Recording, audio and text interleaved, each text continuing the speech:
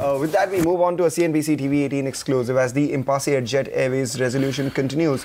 Banks discuss replacing Etihad Airways with a new investor. Ritu Singh joins us on the phone line to tell us who those investors are likely to be. Ritu?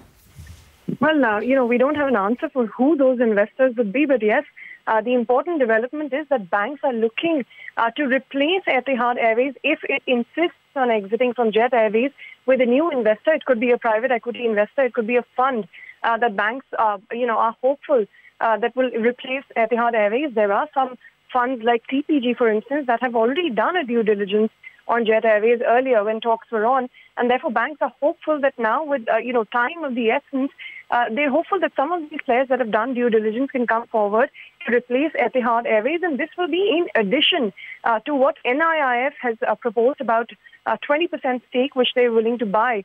Those talks are still on, so now the next step would also be to look at what sort of interim funding the airline needs, and without fresh equity coming in, the bank-led resolution plan envisages that banks will not give any fresh loans. So in this case, there is also another option in front of the bankers that was discussed in the lenders meeting yesterday, and that is some interim funding be provided in return for Etihad Airways as well as GOIL pledging their shares in the airline to the lenders. So all of these are discussions that the bankers have been taking. They're very keen to implement the bank-led resolution plan, which will involve a mix of equity and debt, and not debt alone, and therefore that equity is what they're after.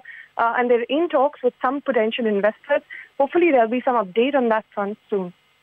All right, Ritu, thanks so much for joining and giving us those details. Clearly, as we speak, Jet Airways, the stock is under pressure, down close to around 4.5%. Turbulence in the air, it seems. Well, let's move on then, and let's get some market opinion, actually. Earlier today, we spoke to Rahul Singh, CIO Equities, a Tata Mutual Fund, on what he makes of the market as well as the IT space. Let's listen in. The market today is excluding the possibility of a hung parliament. I think that's the way to view the move. I don't want to fine tune it any further, and I don't think we should be fine tuning that any further. I think the chances of the scenario where we would have had a very weak government, I think that scenario has receded, and I think that's reflected in the kind of moves which we have seen, and especially in the cyclical sectors. I think the dichotomy between the growth stocks and the value stocks had become a bit too much, and we have seen certain positive developments on the utilities side, on the regulated return side. So all, a combination of all these factors has also led to not only the banking sector doing well, but also within the value segments, the PSU segment, and I'm not talking about the PSU banks here, I'm just talking of the non-bank PSUs, also were quite attractively valued, and there have been a few triggers, fundamental triggers for them to do well. So I think it's been a much broader move in the markets, and not just an overall re-rating. Well, I think the IT sector will give steady returns, but moderate returns this year. I think that's the expectation one should have.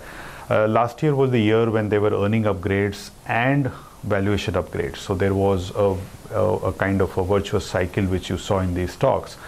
This year you would probably continue to see earning upgrades or earning delivery at least, but the valuation upgrades may be very difficult to come by. So valuation re-rating is difficult because most of these stocks are trading at a marginal premium to their historical trading ranges.